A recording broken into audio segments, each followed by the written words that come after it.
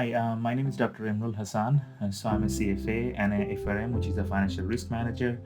So I've been training CFA students for over 7 years now at different institutions. I'm a teacher and a content director here at Princeton Review.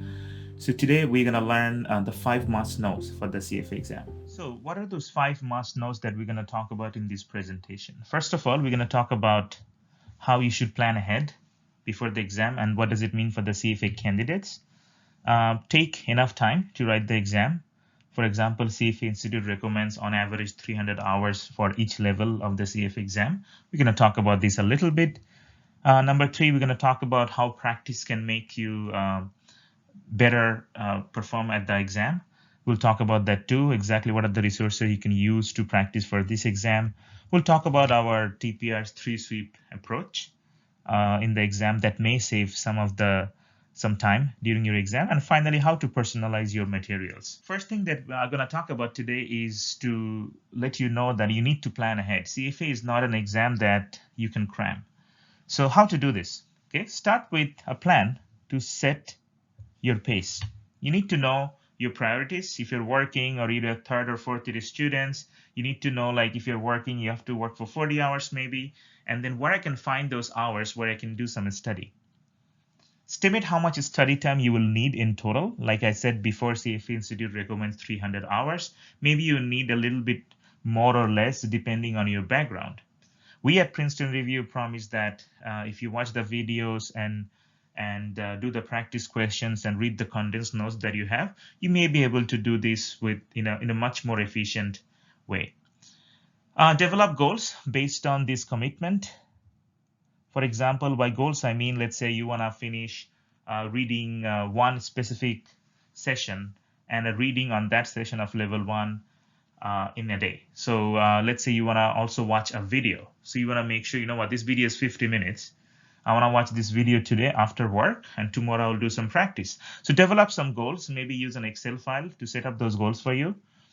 Apply this plan to the core curriculum topics first. So at Princeton Review, if you watch our strategy videos and go over that, we kind of tell people exactly how to plan their study.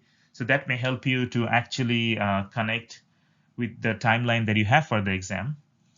That's what I was trying to come to the second point. Figure out if you need any help. If you need any help, like self-study is always an option if you have a very good background in finance. If not, there are helps such as Princeton Review CFA program self-paced. Focus on reading and learning up front. Save plenty of time closer to the exam date for review, practice, and study. So I mean, CFA exam gives you 6 mock exams. At Princeton Review, you get 4 or 5, even more, and 1,500 plus practice questions. So you try to finish reading and learning the concept from the video as soon as possible, because you need to keep enough time for practice. And finally, document your progress. Sometimes it makes you feel better if you accomplish something. For example, I used to write everything in Excel file. You know what? Today, I'm going to finish reading one particular session in econ, and tomorrow I'm going to do some practice out. And if you actually do this, it feels like I've achieved something, and that actually pushes you to work harder. The second must know that take your time. Okay, take your time. As I just said, cramming is not an option for CFA exam. Very few people I've taught over the last 7 years who cram for the exam and pass. Even though I have an easy story, tell you, one of the students even told me, hey, Imrul, you're probably not fully right. You know what, I've studied only 2 weeks and I've passed the exam. And told this guy, you know what, congratulations, you may not pass level 2 that easily, because CFA level 1 teaches you some basic concept that carries over to level 2 and 3 exams. So that's why, I mean, take your time. Not maybe 300 hours, depending on your background, but you need to definitely keep a budget of your time so that you can work around your study, your family commitments maybe, and as well as your work commitments. Consider studying in smaller intervals, but over a very long period. What it means that, again, same thing, don't cram. Maybe you study the days you're working, you study 2 hours, 1 hour in the morning and 1 hour at night. And the weekend, maybe try to figure out 4 or 5 hours here and there. That makes it about 20 hours of study a week. So if you do that, that helps improve retention. And another thing I can also do help improve retention is to learn a different perspective by listening to experts' videos. Make the overall time commitment more manageable. What we mean that instead of cramming, let's say there are about 60 readings and more than close to 550 learning objective statements in level 1. So because level 1, it's a CFA exam, and you know that someone needs to be very quantitatively smart and conceptually smart to write this exam. So why not you also try that by making a schedule for you and go over it. Okay. One way of doing this is watch the TPR self-paced video lectures and take notes as you go. So by doing, you can probably make your learning more efficient by doing this, because at Princeton review, the experts are telling you what's important and what's not for the exam, and what concepts are highly testable in the exam. Number 3 must know for the CFA exam is you need to do a lot of practice, because practice makes us perfect. Studying is not so effective if you don't know if you can finish this exam on time. For example, in level 1, now it's a 4.5-hour exam going forward, divided into two 2-hour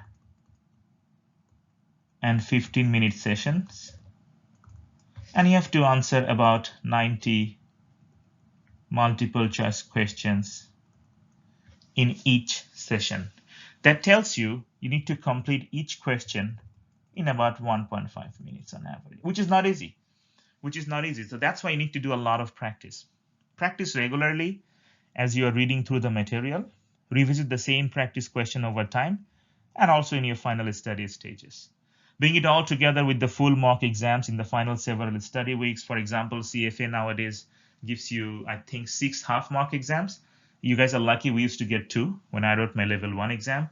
There's a lot of blue box question in the actual book. If you go to CFA ecosystem, there is a tons of practice question for every different session and topic. On top of that, at Princeton Review, we have about 1,500 plus drills or practice questions for you, and we are planning to add more and more as we go forward. You have about 60 hours of videos that you can watch, and in some of the videos, the experts are also showing you how to do those questions. So, and we also have about 4 half mock exams. So the more practice you do, it will help you to replicate the time commitment and the condition of the actual exam as best as you can. And the exams are becoming computer-based too from 2021. That tells you that the more practices you do actually sitting in a computer, that kind of replicate the exact exam condition and the time commitment. The 3-sweep approach, which is the unique approach we try to promote as Princeton Review, and I've been recommending this to my candidates over the last 7 or 8 years. And the students that I taught, they told me on average it saves them quite a bit of time in the exam. What do I mean by this? I just said we have 90 plus 90, about 180 questions in the exam, and you have to finish them in 1.5 minutes per question. But look, each question have the same mark. They're individual multiple choices. So, and the questions can be either smaller or longer. So how can you make this thing efficient? Let's say in the morning session, you have 90 questions. You start with 1, 2, 3, like that. And then in the first sweep, you only do the question. Those are 1 or 2 lines long.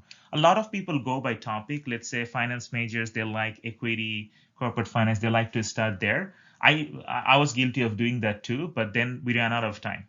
So what you can do, you start reading question number 1, and then you see it's a pretty long question. I don't want to do this. Number 2, suddenly 2 is only a 2-line question. You try to quickly solve that question, and through that you go through all the 90 questions first. That's called first sweep. In the second sweep, you come back, you do the question, those are 3 to 4 lines long. And finally, in the third sweep, you do those questions, those are 4+ lines and with tables, especially the questions in FRA, fixed income, even sometimes in ethics, the questions are really long and they are with tables. And look, you probably have to guess a lot of questions at the end, because I remember during my exam, I probably had about like 10 questions left and I had only 5 minutes. I passed because I, on average, did pretty well in the other question. But if you have to guess, you guess those questions. Those are really long and with tables. And these will probably take you 5 to 6 minutes per question. right? So that's why I've told you over the last 7-8 years, some of my students are trying this approach, and that actually helped them to manage the time during the exam. And another thing I want to say, apply this from the beginning. Unlike other instructor who tells you that, you know what, first 2 or 3 times take a little bit longer, and then no. In the first time, if you're doing, let's say, 20 questions, I want you to do them in 30 minutes. Maybe you did only 12 of them and you have 2 minutes left. Still, I want you to guess the rest 8 questions. Later, you can come back and check the answers, because from the beginning, you need to get used to this time pressure. Finally, the fifth must know is that try to personalize your materials. What do I mean by this? We mean work at your own pace. At Princeton Review, our notes and videos and practice question allows you to do that. So it tells you exactly how to plan your exam. We have a very condensed note, and that only have the topics that we think are very, very important for CFA candidates to know and highly testable in the exam. We have about 50 plus hours of videos. Keep watching them again and again and again, because if you also listen to other teachers who teach CFA, they will also agree that watching videos from expert teachers gives you a second opinion. And nowadays, things have changed. We don't read a lot of books. We rather listen to documentaries, watch TV to learn more. That's exactly what you can do with also your CFA exam. Pace yourself too as you learn the materials. In our dashboard, it shows you different color coding, the things that you have done well, things that you have completed. Through that, you can easily figure out what you have completed and what you haven't. That's what we mean by personalizing your own material, so that you can manage your own time properly based on the commitments that you have around you. Now let's talk about some additional resources you might access and that can help you during your CFA prep. So if you're searching for tips or valuable information, remember the Princeton Review can always help. We offer a few tools for candidates free of charge, such as the mock exam and some practice question. What's amazing that we also have a 14-day access to our CFA content library, including 50 plus hours of video instruction and 1500 plus practice question. So you can decide within 14 days whether you want to go ahead with the self-paced course or not. If you have any question, always seek help. There are many resources at your disposal where you can go and read comments from other people and get some idea about how to prepare for the exam. So, for example, always look at CFA Institute website where they publish last-minute news on the exam. Reddit CFA is a good place where you can find a lot of candidates are talking and giving suggestions. Or CFA forums like Analyst Review and so many other places where you can go and check what the candidates are saying about the exam. And of course, the Princeton Review. Give us a call at 1-800-2-REVIEW, and we'd like to answer anything that we can. So in summary, the 5 must-knows for the CFA exams are: number 1, you need to plan ahead. You need to know what you're going to study in the next week, next day. You need to really make a plan, maybe use an Excel file to do this. Number 2, take your time to study hard. I mean, you need to know that CFA exam is not that easy and cramming is not an option. So you need to take enough time to study for the exam. Number 3, practice a lot, not only from the CFA Institute mock exams, but also from Princeton Review and other resources that you might access. Number 4, don't forget the 3-sweep approach that we are teaching here at Princeton Review, and you need to start working on this 3 sweeps since the first time you do the practice. And number 5, personalize your materials by pacing yourself and learn at your own speed.